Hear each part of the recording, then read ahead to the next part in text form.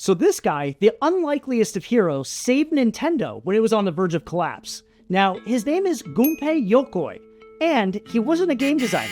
He wasn't even an engineer. He was a janitor who liked to tinker with gadgets after hours. And before Nintendo created Mario, Gunpei designed a bizarre invention that would unknowingly set Nintendo on the path to build the most iconic game in history. So one day, while messing around with plastic tubing, he built a toy that looked like an extendable arm. Basically a plastic claw that could grab things from a distance. It was simple, cheap, weird. Nintendo called it the Ultra Hand, and somehow kids loved it.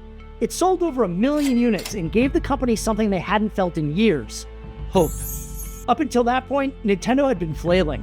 They tried launching a taxi company, they tried selling instant rice, they even opened a chain of hotels. None of it worked.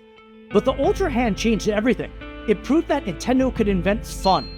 Not just toys, experiences. So Gunpei was promoted, and his next big idea, the Game & Watch. It was the first handheld gaming device to introduce the D-pad. You know, the directional pad that would become the standard across the entire gaming industry. And it sold 43 million units worldwide. But more importantly, it gave Nintendo the confidence and cash flow to take even bigger risks, like launching the Nintendo Entertainment System. Game & Watch wasn't just a hit, it was the foundation for everything that came after. Then Gunpei went on to mentor a young artist named Shigeru Miyamoto, and together they changed the world.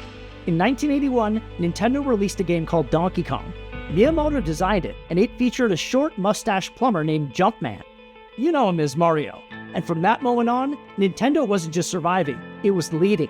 The NES, the Game Boy, the Wii, the Switch, but it all goes back to a janitor, a plastic claw, and one crazy idea that worked.